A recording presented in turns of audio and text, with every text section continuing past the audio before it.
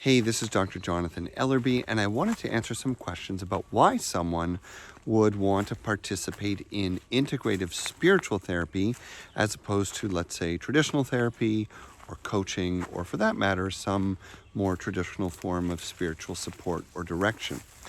So there are, I guess, three components to integrative spiritual therapy, and they are the fact that it is integrative, it is spiritual, and it is therapy. And of course, that sounds a little funny because that would seem obvious. But what do those words mean together, and why would that be helpful for you? So let's start off with the notion of spiritual. So when I say spiritual in my work, I don't refer to any specific religious tradition or philosophical tradition or background. However, it does mean that when I work with people, I like to work with people within their framework of meaning. And the basic assumption that we are all here with an opportunity to grow and learn and evolve for our entire lives. So whatever problem or challenge or breakdown or struggle or change that you might want to make or that you might be facing in your life, we would look at that in the context of your growth, in the context of what it means to be more fully you, in the context of what it means to be more engaged with life, to find more joy, to find more meaning, to find more wholeness. So there is a very strong intention to resist looking at things in an isolated way.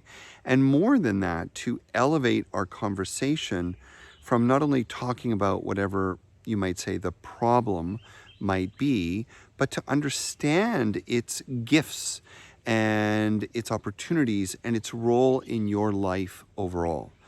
So while we may want to remedy something, and now that's the therapy part of it, so sure, sometimes things aren't working for us and we want to change relationships, or we've had a major loss, or we're recovering from something that's happened recently or even in the distant past that's still acting on us. Absolutely, we can do that work. We can do that healing. We can do that therapy. But we're going to do it in the broader understanding of your life and with a mind towards how has this served you and how will healing this prepare you for something more. So it's a very big picture and meaning-driven way of working with a problem. And for some people, just focusing on an issue is not complete for them. They'd like it to be situated in the whole story of their life and to understand how it shapes who they will be, who they are becoming, and for that matter, what their life's purpose or greatest fulfillment might look like.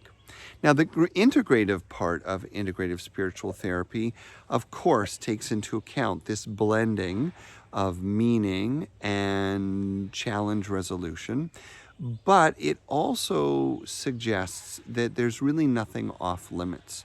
So if we need to talk about your physical well-being, or we need to talk about setting up new habits or practices, there can be a kind of coaching approach to it.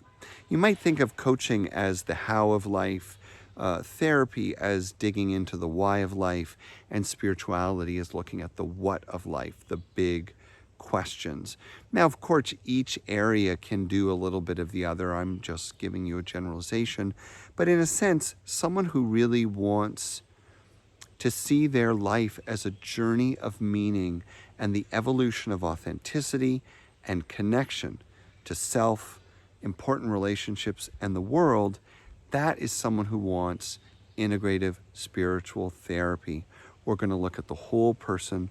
We're going to understand everything that's ever happened to you and everything that you've ever experienced in a kind of positive context of growth and learning. And we will fearlessly and with kindness and compassion, and sometimes even humor, find deep ways to look at, to face, and to transform some of the lifelong pains that we've lived with. ultimately, we assume in integrative spiritual therapy that life is an ongoing process, and life itself is a practice, and that we aren't built to be perfect. We are here for the full experience of being human, to know what it means to love and to be loved, to learn and be learned from, to help and be helped, and ultimately understand how to fully embrace life while completely letting go of attachment and all the barriers that stand in the way of our most fulfilling experience day to day.